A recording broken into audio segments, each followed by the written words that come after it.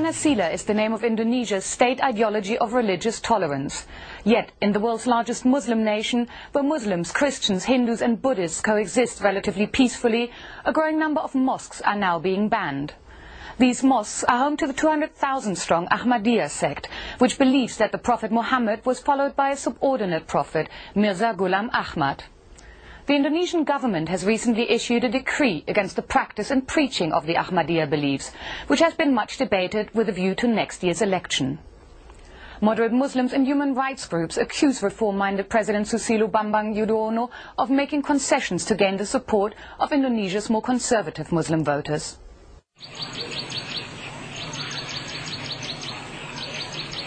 In a small village in rural West Java, Memi Sumiati walks to the shop. This everyday activity is not as safe as it may seem, because Memi is a member of the Ahmadiyya community.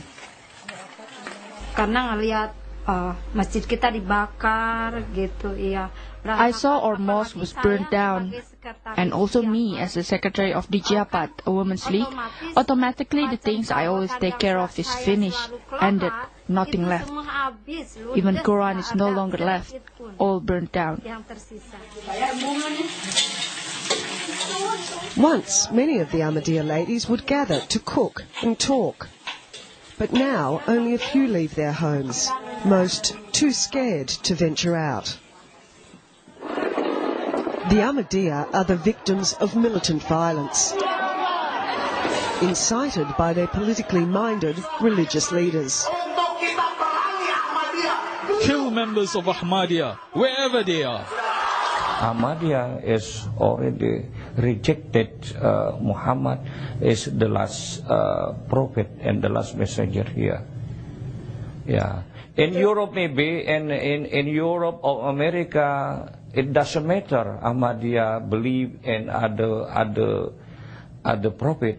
But in Indonesia, even Indonesia also democracy state, but it is impossible to believe in like that. Those who are against Ahmadiyya are new mass organization, which does not represent the whole part of Muslim society in Indonesia, but they are very vocal.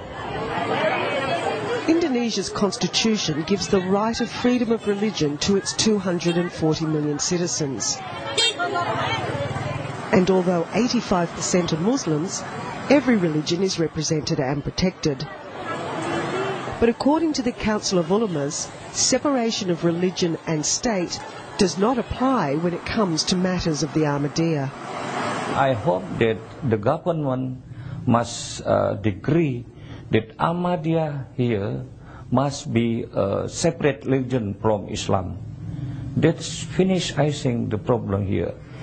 Human rights activist Usman Hamid says that protecting the rights of the Ahmadiyya is a test for Indonesia's democracy.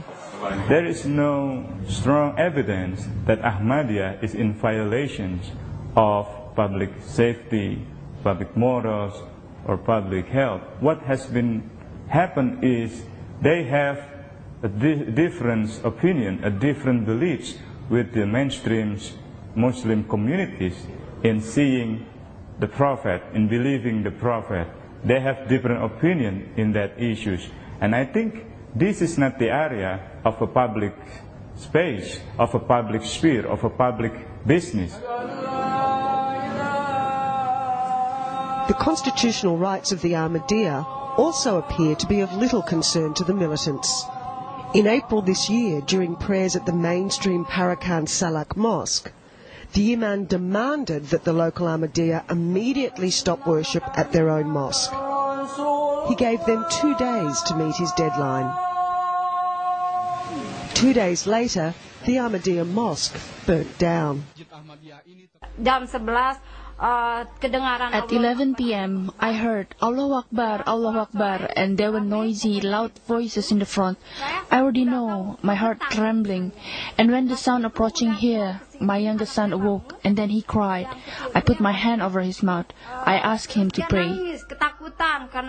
By 12 p.m., the mosque had already burned down, and many people, maybe 15 of them, wearing black robes, were gathered around. When they pulled down the mosque dome, they shouted out loud, Allahu Akbar. I was afraid. The Ahmadiyya mosque was completely gutted. Their school ransacked and destroyed. This is our school condition after the destruction and burning of the mosque. This class is used for grade 3, 4 and 5. After they study from 2 to 4 p.m., if prayer time arrives, they pray together in the mosque.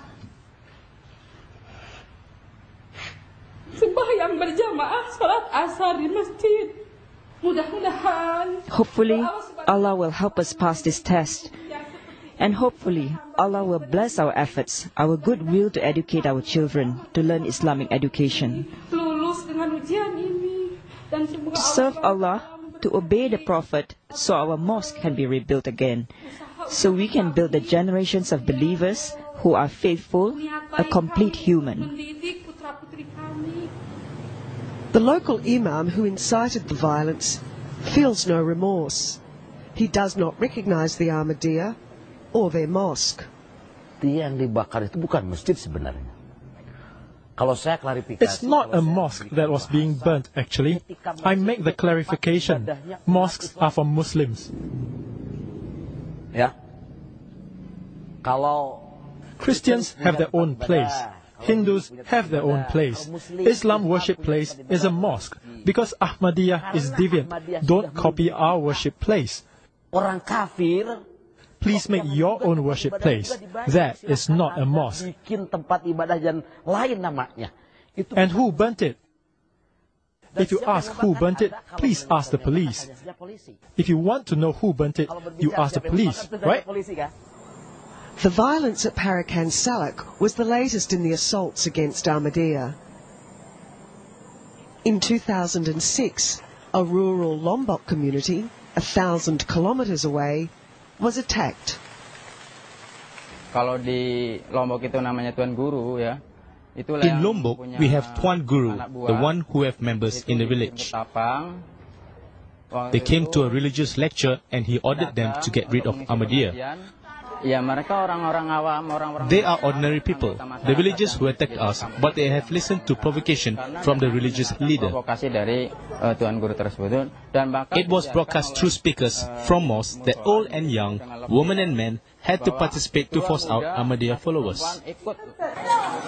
2.5 years later, Saram Ahmadi, his wife and children, and 30 other families are still paying the price for their faith, living like refugees in a crowded camp. Some residents have known no other life. The men, traditionally farm workers, are now mostly unemployed, have become house husbands and cannot go back to their farms to work. Until recently, the police and government had failed to respond to the increasing violence by militant thugs. Police finally arrested several of the radical ringleaders, and on June the 9th, the government made a startling announcement. Memberi peringatan dan memerintahkan kepada penganut. We give our warning and order followers, members and officials of Ahmadiyya sect in Indonesia, if they still consider themselves Muslims, to stop the spread, interpretation and activities which deviate from basic Islamic teachings, including the spread of belief that there is a prophet with his teachings after the Prophet Muhammad.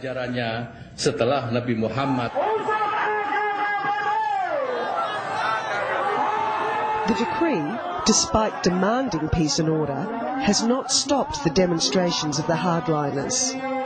Human rights activists see it as a de facto ban on Ahmadiyya and an unwillingness by the government to uphold the constitutional right to freedom of religion. Garis miring